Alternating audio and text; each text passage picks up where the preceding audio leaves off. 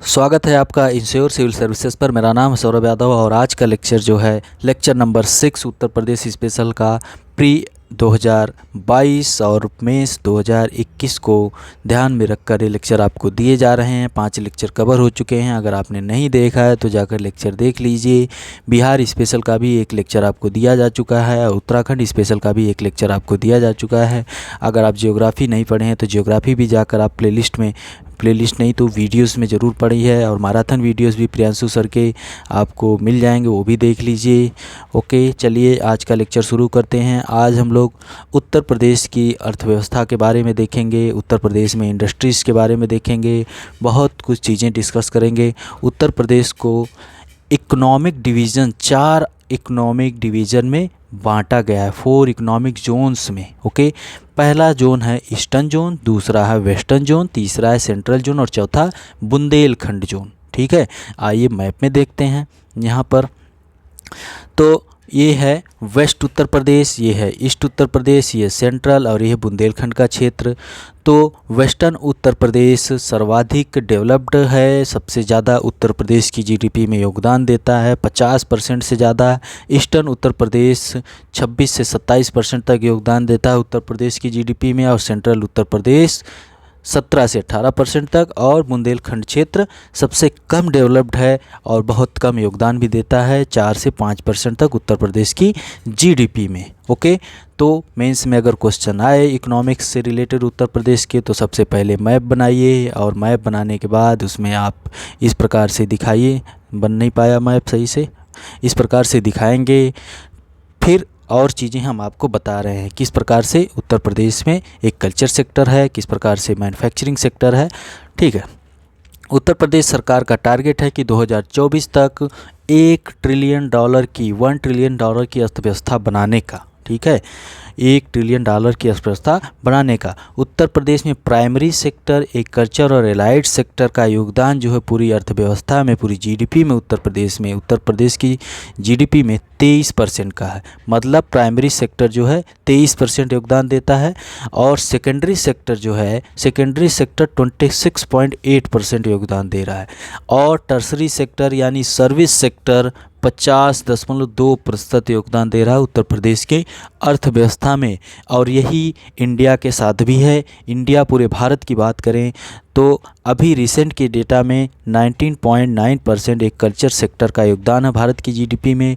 उसके बाद agriculture sector के बाद आता है सेकेंडरी सेक्टर, जो कि उसका भी योगदान कुछ 25 से 30% तक है। और तीसरा जो है थर्ड जो है सर्विस सेक्टर का योगदान 55% से ज़्यादा है। और ऐसी ही समस्या भारत के साथ चल रही है और जो समस्या उत्तर प्रदेश के साथ है वही इंडिया के साथ भी चल रही है। क्योंकि अदर कंट्रीज़ की बात करें तो उनका विकास किस प्रकार से हुआ है, सबसे पहले एग्रीकल्चर सेक्टर आगे बढ़ा है, फिर उसके बाद इंडस्ट्रीज़ आई हैं, फिर उसके बाद सर्विस सेक्टर आगे बढ़ा है। लेकिन भारत में क्या है, एग्रीकल्चर सेक्टर से सीधे हम लोग सर्विस सेक्टर की तरफ बढ़ चुके हैं, जिसकी वजह से भारत में अनएम्प्लॉयमेंट की समस्या बहुत ज़्यादा हो चुकी है। ठीक है, एम्प्लॉयमेंट लोगों को मिलता ही नहीं है। ज़्यादातर एग्रीकल्चर सेक्टर अगर 19.9% योगदान दे रहा है तो इसमें काम करने वाले लोगों की संख्या लगभग 50% से ज़्यादा जनसंख्या जुड़ी हुई है एग्रीकल्चर सेक्टर में ही। और योगदान कितना, 19.9%। सर्विस सेक्टर का योगदान 55% से अधिक है और जुड़े हुए कितने लोग हैं, 25% तक जुड़े हुए हैं। ठीक है, आइए अलग अलग कंट्रीज़ का डेटा देखते हैं, बहुत ध्यान से देखिएगा। एग्रीकल्चर सेक्टर ये पुराना डेटा है लेकिन आप समझिए, आराम से समझिएगा। एग्रीकल्चर और एलाइड सेक्टर अगर इंडिया की बात करें तो वही हम बताएं कि वर्तमान में 19.9% है। तो जुड़े कितने लोग हैं यहाँ पर, 53% तक। भारत के 50% से ज़्यादा लोग एग्रीकल्चर सेक्टर में जुड़े हैं, जो जीडीपी में योगदान बहुत कम है, 19.9% है। इसका मतलब कि इन 19% में ही ये 53% लोग हैं, तो इसका मतलब कि उनके पास पैसा कम है। ठीक है, पैसा कम है, उनकी लाइफ स्टाइल सही नहीं होगी, बहुत सी समस्याएं आ जाएंगी। ठीक है, वही अगर हम यूएसए की बात करते हैं तो यूएसए में एग्रीकल्चर सेक्टर का योगदान 8% है, एग्रीकल्चर एलाइड सेक्टर का। और जुड़े कितने लोग हैं, बस 2%। देखना है सीधा उल्टा। चाइना में 7% है तो 26% लोग जुड़े हैं। ठीक है। मैन्युफैक्चरिंग सेक्टर की बात करें भारत में, तो मैन्युफैक्चरिंग सेक्टर 23% अगर योगदान दे रहा है तो जुड़े हुए हैं 22% लोग, ठीक, लगभग बराबर मान सकते हैं। और सर्विस सेक्टर अगर 50 से 60% है तो 25% लोग जुड़े हैं। ये है चीज़, मतलब सर्विस सेक्टर जीडीपी में तो योगदान दे रहा है बहुत ज़्यादा, लेकिन एम्प्लॉयमेंट उतना जनरेट नहीं कर पा रहा है जितना कि एग्रीकल्चर और एलाइड सेक्टर में लोग जुड़े हुए हैं। और यही मेन रीज़न है कि भारत में और उत्तर प्रदेश में और भारत के सभी राज्यों में यही मेन समस्या है कि एम्प्लॉयमेंट नहीं है। ओके, चलिए आगे बढ़ते हैं। ये हमने देख लिया कि ईस्टर्न उत्तर प्रदेश, वेस्टर्न और सेंट्रल और बुंदेलखंड क्षेत्र। और यहाँ पर देखिए ये, हाँ, ये जो पॉइंट्स यहाँ पर दिए गए हैं, अगर इकोनॉमी ऑफ उत्तर प्रदेश से रिलेटेड कोई क्वेश्चन आता है, इस प्रकार से मैप वगैरह बनाकर आप लिखते हैं तो आपको बहुत अच्छा मार्क्स मिलेगा। ये रिसेंट करंट के डेटा हैं, इस प्रकार से रखेंगे तो बहुत अच्छा रहेगा। अब उत्तर प्रदेश में, उत्तर प्रदेश का क्षेत्रफल 2,40,928 स्क्वायर किलोमीटर है और भारत के क्षेत्रफल का 7.33% जो कि है उत्तर प्रदेश पूरा। लेकिन यहाँ पर जनसंख्या कितनी रहती है, 16.5% से 18% तक हम मान सकते हैं कि उत्तर प्रदेश में जनसंख्या रहती है। और वर्क फोर्स पार्टिसिपेशन उत्तर प्रदेश में 32.9% ही है, 9% ही है। और अगर हम कंट्री के एवरेज की बात करें तो कंट्री में जो है कि 39.1% है, भारत में 39.1% है एवरेज जो है, औसत जो है, और उत्तर प्रदेश में 32.9% है। और दूसरी चीज़, सबसे ख़राब चीज़ ये कह सकते हैं कि महिला वुमेन पार्टिसिपेशन 16.7% ही है उत्तर प्रदेश में, ठीक है। स्वामी विवेकानंद जी ने एक कोटेशन है उनकी कि a bird cannot fly on only one wing, एक चिड़िया सिर्फ एक पंख से उड़ नहीं सकती है। उसी प्रकार से उन्होंने वुमेन एम्पावरमेंट के लिए कहा था कि अगर मेन और वुमेन सही तरीके से और उनको बराबर भागीदारी नहीं मिलेगी तो एक कंट्री सही तरीके से डेवलप नहीं हो पाएगा। ओके, चलिए, हाँ, तो ये चीज़ें हम लोगों ने देख लिया। अब एग्रीकल्चर सेक्टर में समस्याएं क्या क्या हैं, तो एग्रीकल्चर सेक्टर से रिलेटेड चैलेंजेस क्या हैं भारत में, उसको हम लोग देखते हैं। और यही चीज़ उत्तर प्रदेश में भी है। अब चैलेंजेस क्या हैं एग्रीकल्चर सेक्टर को, कृषि वगैरह के, मतलब कृषि क्षेत्र और उससे जुड़े हुए क्षेत्र में चैलेंजेस क्या हैं। सबसे पहला चैलेंज आ जाता है कि लो प्रोडक्टिविटी बहुत कम है, ठीक है, प्रोडक्टिविटी बहुत कम है। दूसरी चीज़ आ जाएगी कि स्मॉल लैंड होल्डिंग्स है उत्तर प्रदेश में, बहुत छोटे छोटे खेत हैं। तीसरी चीज़ आ जाती है कि लो फार्म मैकेनाइजेशन है, लो फार्म मैकेनाइजेशन, मशीनों का बहुत कम प्रयोग हो रहा है। आपको सामने एकदम दिख रहा है कि भारत में इस प्रकार से ज़्यादातर सिंचाई की जाती है और अदर कंट्रीज़ में इस प्रकार से सिंचाई की जा रही है।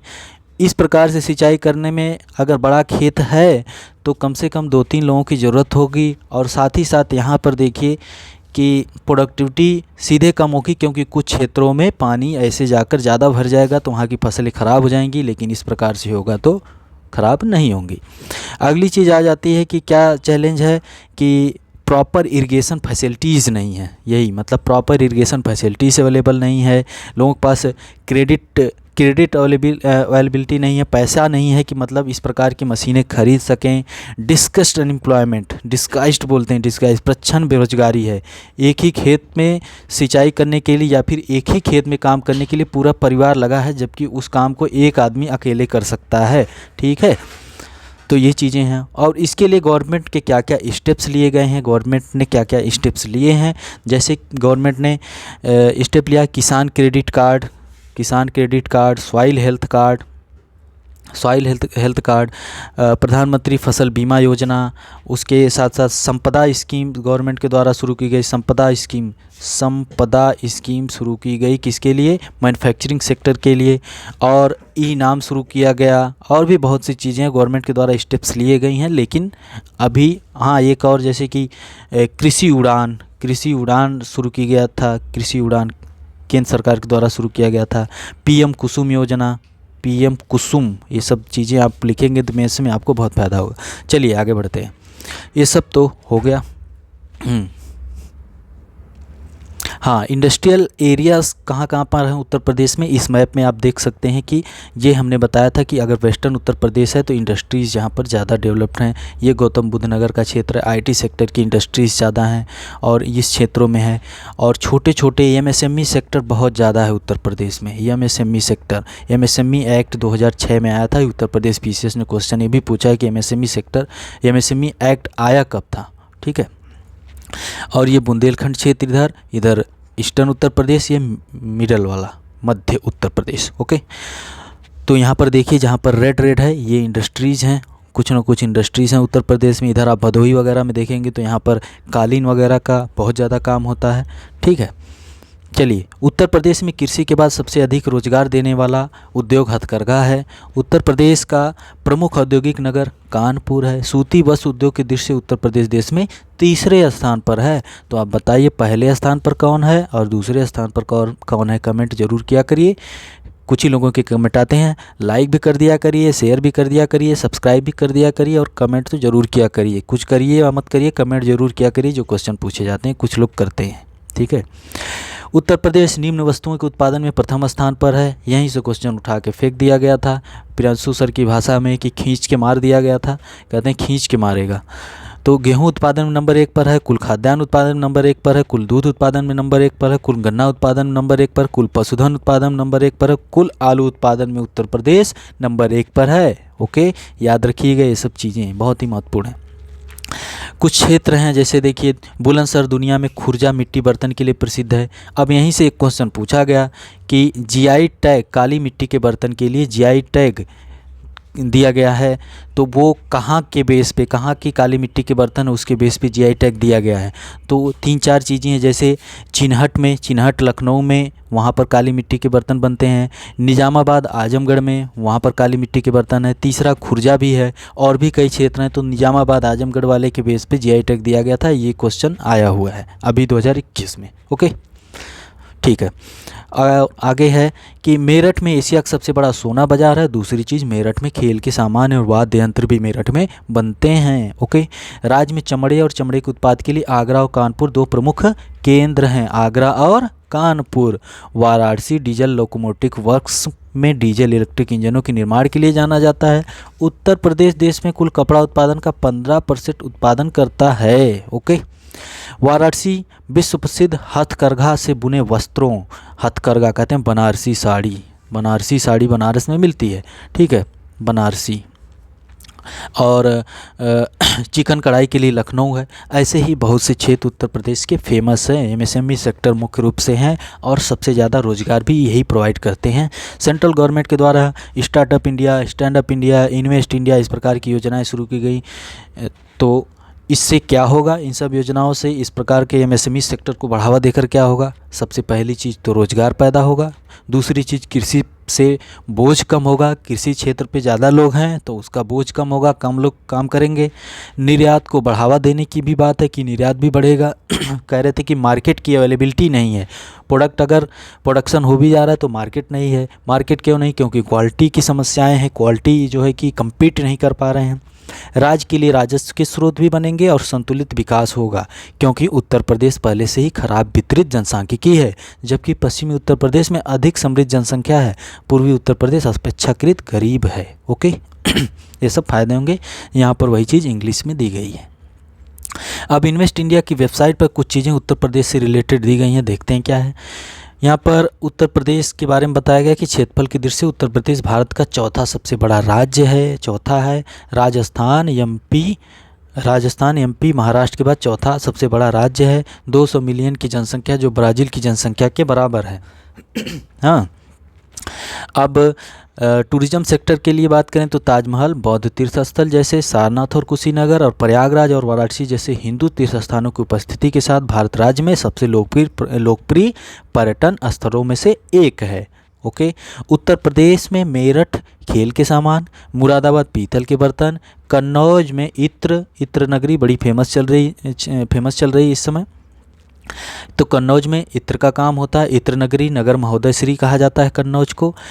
कानपुर में चमड़ा उद्योग, आगरा में जूता, वाराणसी में कढ़ाई वाली साड़ियाँ, भदोही में कालीन, लखनऊ में चिकन का काम और बहुत कुछ जैसे स्थानीय रूप से विशिष्ट व्यवसाय समूह हैं।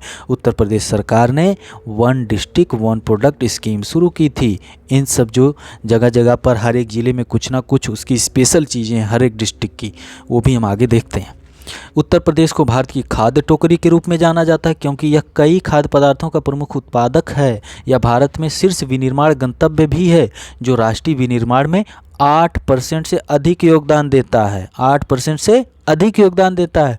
राज्य देश में एक प्रमुख इलेक्ट्रॉनिक हार्डवेयर निर्यातक है और software captive business process outsourcing और R&D रिसर्च एंड डेवलपमेंट सेवाओं सहित IT और ITES और सेवा क्षेत्र के लिए एक प्रमुख केंद्र के रूप में उभरा है। ठीक है, तो ये सब चीज़ें उत्तर प्रदेश से रिलेटेड हैं। उत्तर प्रदेश में इंडस्ट्रीज से रिलेटेड हैं। IT सेक्टर भी यहाँ देख लें आप, मैन्युफैक्चरिंग सेक्टर की भी बात हो गई और बाकी MSME सेक्टर आप देख रहे हैं। ओके, चलिए आगे यहाँ पर कुछ और चीज़ें दी गई हैं कि उत्तर प्रदेश में इन्वेस्ट करना है। क्यों इन्वेस्ट करें? क्योंकि व्यापार सुधार कार्य योजना 2019 रैंकिंग में उत्तर प्रदेश दूसरे स्थान पर है। भारत में दूध और बागवानी फसलों का सबसे बड़ा उत्पादक आंवला, अमरूद, आम, मटर, आलू सब नंबर 1 पर चल रहा है उत्तर प्रदेश। भारत में सबसे अधिक सूक्ष्म, मध्यम और लघु उद्योगों के साथ शीर्ष 5 विनिर्माण राज्यों में उत्तर प्रदेश आता है। ठीक है, IT वगैरह के सेक्टर से रिलेटेड ये सब चीज़ें। उत्तर प्रदेश लघु उद्योग निगम लिमिटेड कहाँ पर है? कानपुर में है। और इसका काम क्या है? इसका काम है कि लघु उद्योग निगम ही प्रदेश सरकार का एकमात्र निगम है जो प्रदेश की MSME इकाइयों के बृहद विकास हेतु प्रदेश सरकार द्वारा स्थापित किया गया है, जिसका संकल्प भारत सरकार के MSME एक्ट 2006 में दोहराया गया है, जिससे प्रदेश के औद्योगिक विकास में भागीदारी बढ़ाई जा सके। ओके, और निगम अपने उद्देश्यों की पूर्ति हेतु प्रदेश की लघु औद्योगिक इकाइयों को कच्चा माल की उपलब्धता से लेकर उनके द्वारा उत्पादित वस्तुओं के विपणन तक के क्षेत्र में सहायता प्रदान करता है और कर रहा है। ओके, चलिए आगे बढ़ते हैं। आगे यहाँ पर वन डिस्ट्रिक्ट वन प्रोडक्ट की बात करें सो उत्तर प्रदेश सरकार के द्वारा शुरू किया गया है और यहाँ पर कुछ चीज़ें लिखी हैं सीधे वेबसाइट से। उत्तर प्रदेश का क्षेत्रफल की बात किए हैं, भौगोलिक विस्तार की बात किए हैं और यहाँ पर यूपी सरकार के one district one product programme का उद्देश्य ऐसे स्वदेशी और विशिष्ट उत्पादों और शिल्प को प्रोत्साहित करना है। यूपी में ऐसे उत्पाद हैं जो कहीं और नहीं मिलते हैं, जैसे प्राचीन और पौष्टिक काला नमक चावल, दुर्लभ और दिलचस्प गेहूं डंठल शिल्प, विश्व प्रसिद्ध चिकनकारी और जरदोजी कपड़ों पर काम और जटिल और आश्चर्यजनक सींग और हड्डी का काम जो जीवित लोगों के बजाय मृत जानवरों के अवशेषों का उपयोग करता है। हाथी दांत के लिए एक प्रकृति के अनुकूल प्रतिस्थापन। इनमें से कई उत्पाद GI टैग भी किए गए हैं, जिसका अर्थ है कि वे उत्तर प्रदेश में उस क्षेत्र के लिए विशिष्ट होने के रूप में प्रमाणित हैं। ओके, कुछ ज़िलों की भी बातें की हैं, अलग अलग ज़िलों में अलग अलग उत्पाद हैं, उसको भी हम लोग देखते हैं। अब जैसे कुछ उद्योग और जैसे चीनी उद्योग की बात करें। चीनी उद्योग सबसे बड़ा उद्योग है उत्तर प्रदेश का। भारत में सबसे ज़्यादा गन्ना का उत्पादन, सबसे ज़्यादा चीनी का उत्पादन उत्तर प्रदेश में होता है। उत्तर प्रदेश में 109 चीनी मिलें हैं। भारत का लगभग 30% चीनी उत्तर प्रदेश उत्पादित करता है। चीनी की मिलें मुख्यतः गोरखपुर, देवरिया, गाजियाबाद, मेरठ, कानपुर, शाहजहाँपुर, लखनऊ, वाराणसी, फैजाबाद, इलाहाबाद, बस्ती, बरेली में हैं। इसी उद्योग के अंतर्गत दानेदार चीनी के अतिरिक्त खांड, सारी, शक्कर, तमार भी बनाई जाती है। गुड़ उत्पादन में भी उत्तर प्रदेश सबसे आगे है। गुड़ बनाने के प्रमुख केंद्र सीतापुर, बरेली, मुजफ्फरनगर और मेरठ में हैं। ओके, तो चीनी के साथ साथ ब्राउन शुगर भी आजकल बहुत फेमस चल रहा है। अमीरों का कह सकते हैं कि अमीरों का अभी ब्राउन शुगर यूज करते हैं। ज़्यादा अमीर जो लोग हो जाते हैं, मतलब 2 लाख रुपए पर मंथ अगर सैलरी आ रही तो ठीक है, यहाँ तो लोगों को यही वाली चीनी खरीदने में 46 या 45 चल रहा है रेट, तो यही खरीदने में हालत ख़राब हो जाती है। तो ब्राउन शुगर थोड़ा महंगा मिलता है वो, ठीक है। और ब्राउन शुगर बनाने में महंगा क्यों हो जाता है? क्योंकि उसको जब बनाया जाता है तो उसमें बहुत ज़्यादा समय लगता है। आप यूट्यूब पे सर्च करेंगे ब्राउन शुगर कैसे बन रहा है तो आपको दिख जाएगा कितनी मेहनत लगती है। उत्तर प्रदेश के कई किसान बनाते हैं। ओके, उत्तर प्रदेश में सूती वस्त्र की बात करें, सूती वस्त्र उद्योग की दृष्टि से देश में तीसरे स्थान पर है। यहाँ पर बहुत सी मिलें हैं, जगह जगह पर मिले हैं, कानपुर, आगरा, ये सब चीज़ें हैं। ऊनी वस्त्र उद्योग भी हैं उत्तर प्रदेश में। और आगे देखते हैं दिया सलाई उद्योग, दिया सलाई इस क्वेश्चन पूछा जाता है। प्रमुख केंद्र बरेली में है। इसके अतिरिक्त सहारनपुर, लखनऊ, इलाहाबाद, मेरठ, छावनी में, दरामपुर में भी दिया सलाई कारखाने। चमड़ा उद्योग, कानपुर नगर चमड़ा उद्योग के लिए संपूर्ण भारत में प्रसिद्ध है। आगरा, मेरठ, लखनऊ से बरेली में चमड़ा उद्योग के अन्य महत्वपूर्ण केंद्र हैं। ओके। कागज उद्योग का नाम जब आता है तो सहारनपुर नंबर 1 पर आ जाता है। राज्य में कागज की मिलें सहारनपुर, कानपुर, गाजियाबाद, मुरादाबाद तथा लखनऊ में स्थित हैं। ओके। दफ्ती भी बनाई जाती है। दफ्ती कागज, कार्डबोर्ड की मिलें इलाहाबाद, कानपुर, सहारनपुर तथा मेरठ में हैं। मेरठ में गन्ने की खोई से कार्डबोर्ड बनाया जाता है। कांच उद्योग की बात करें, कांच उद्योग जब भी सामने आएगा तो सबसे पहले फिरोजाबाद का नाम आएगा। फिरोजाबाद में कांच की चूड़ियाँ बनती हैं। वहाँ पर आप जाएंगे फिरोजाबाद में तो आप देखेंगे कि हर एक घरों में कुछ ना कुछ चूड़ियों से रिलेटेड कांच का काम होता हुआ आपको दिख जाएगा। ओके। उसी प्रकार से हम बात करें थे कन्नौज। कन्नौज में इत्र उद्योग है, तो कन्नौज में भी लोग इत्र के कारोबार से जुड़े हुए हैं एकदम। उत्तर प्रदेश राज्य का देश में कांच उद्योग में महत्वपूर्ण स्थान है। राज्य में कांच कारखाने की कुल 32 संख्या है तथा चूड़ियाँ बनाने के 90 कारखाने हैं। फिरोजाबाद विश्व प्रसिद्ध चूड़ियों का निर्माण केंद्र है। फैजाबाद के अतिरिक्त बहजोई, नैनी, मेरठ, गाजियाबाद, वाराणसी, लखनऊ ये सब क्षेत्र हैं जहाँ पर कांच के उद्योग हैं। छोटे भी हैं, बड़े भी हैं। ओके, ये दिया गया है। एल्युमिनियम उद्योग, एकमात्र एल्युमिनियम उद्योग बताएंगे तो सोनभद्र में, और सोनभद्र वही ज़िला है जो सबसे दक्षिणी ज़िला है उत्तर प्रदेश का। 4 राज्यों के साथ सीमा साझा करता है। वहाँ पर कौन सी कंपनी है? Hindustan aluminium corporation. ठीक है। रेणुकूट जगह है, रेणुकूट। ओके। इसके अतिरिक्त मेरठ, अलीगढ़, आगरा, कानपुर तथा मथुरा आदि नगरों में एल्युमिनियम की चादरों से बर्तन बनाने के छोटे छोटे कारखाने स्थित है। ओके। रासायनिक उद्योग भी हैं उत्तर प्रदेश में, तो यहाँ पर देख लीजिएगा। स्प्रीट और शराब भी बनती है, स्प्रीट और शराब। ओके। स्प्रीट और शराब। खाद्य तेल उद्योग, साबुन उद्योग, सीमेंट उद्योग फेमस भी है, प्रसिद्ध भी है। चुर्क, सीमेंट के कारखाने चुर्क सोनभद्र, डल्ला एवं चुनार मिर्जापुर, दादरी गौतम बुद्ध नगर तथा रायबरेली में स्थित हैं। ओके, आगे बढ़ते हैं। कृषि यंत्र निर्माण उद्योग भी हैं। ठीक है। साइकिल उद्योग, इलेक्ट्रॉनिक उद्योग जब भी सामने आएगा तुरंत नोएडा का नाम आएगा। और नोएडा कहाँ पर है? नोएडा है गौतम बुद्ध नगर में, new Okhla industrial development authority. Okay. तो ये क्वेश्चन पूछा भी गया था कि नोएडा किस ज़िले में है, नोएडा का फुल फॉर्म क्या है, ये सब चीज़ें पूछी गई हैं। इस क्षेत्र में इलेक्ट्रॉनिक उपकरणों के निर्माण के साथ साथ सहयोगी संसाधनों की भी स्थापना हुई है। कुछ लब्ध प्रतिष्ठित इलेक्ट्रॉनिक औद्योगिक इकाइयों की स्थापना प्रदेश के विभिन्न नगरों में हुई है, जिनमें नोएडा, साहिबाबाद, पनकी कहाँ? कानपुर में है, और रायबरेली तथा लखनऊ प्रमुख केंद्र हैं। इंजीनियरिंग उद्योग भी बहुत से हैं, जैसे कि सभी वस्तुओं के धातुओं के निर्माण संबंधी उद्योग इस उद्योग के अंतर्गत सम्मिलित हैं। लेकिन प्रदेश में इसके विकास की दृष्टि से मुख्य रूप से संरचनात्मक अभियांत्रिकी, औद्योगिक संस्थान, मशीन टूल्स, हल्की निर्माण कला तथा विद्युत उपकरणों से संबंधित उद्योगों का विकास हुआ है। इसके अंतर्गत इलाहाबाद के पास नैनी में त्रिवेणी स्ट्रक्चरल लिमिटेड कारखाना उल्लेखनीय है, जिसमें हाइड्रोलिक, पेस्टॉक्स, ट्रांसमिशन टावर, इस्पाती पुल, ये सब चीज़ें यहाँ पर बनते हैं। चलिए आगे बढ़ते हैं। जूट उद्योग, रेशम उद्योग, वनस्पति घी, खाद, सूक्ष्म यंत्र बनाने का उद्योग, बहुत सी चीज़ें हैं। वेजिटेबल घी, ये सब परिचय हो गया। अब वन डिस्ट्रिक्ट वन प्रोडक्ट में कहाँ के मतलब 75 ज़िले हैं। कुछ ज़िले में तो 2-2, 3-3 दिए गए हैं ODOP में। जैसे हम बात कर रहे थे कि आजमगढ़ के काली मिट्टी के बर्तन, आजमगढ़ का एक जगह है निजामाबाद, वहाँ के काली मिट्टी के बर्तन हैं। और आजमगढ़ की ही एक रेशम की साड़ियाँ भी हैं, चेक करिएगा, इसको कमेंट करिएगा। अलीगढ़ के ताले और हार्डवेयर, आगरा चमड़े का काम, अमरोहा संगीत वाद्य यंत्र, ठीक है, ये ढोलक बनती है अमरोहा। औरैया खाद्य में देसी घी, अंबेडकर नगर में कपड़ा उद्योग, अयोध्या में गुड़, अमेठी में मूंज इस प्रकार से बनता है। ठीक है।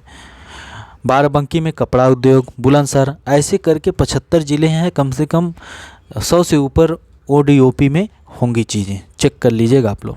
तो ये पूरी उत्तर प्रदेश की अर्थव्यवस्था, उत्तर प्रदेश में इंडस्ट्री, साथ ही साथ हम लोगों ने डिस्कस किया यहाँ पर उत्तर प्रदेश में ग्रीन रेवोल्यूशन के बारे में भी देखा गया। एग्रीकल्चर सेक्टर में समस्याएं क्या हैं, उत्तर प्रदेश की अर्थव्यवस्था में primary sector, secondary sector, tertiary sector, Uttar Pradesh में economic zones, west UP, east UP, central UP और बुंदेलखंड क्षेत्र की बात किए, और उत्तर प्रदेश में सर्विस सेक्टर का कितना योगदान है। ये जो यहाँ पर डेटा दिया गया है इसको आप लोग स्क्रीनशॉट ले लीजिए, क्योंकि अगर आपका मेंस है तो मेंस में ये सब डेटा आप लिखेंगे तो आपको फुल मार्क्स मिल सकते हैं।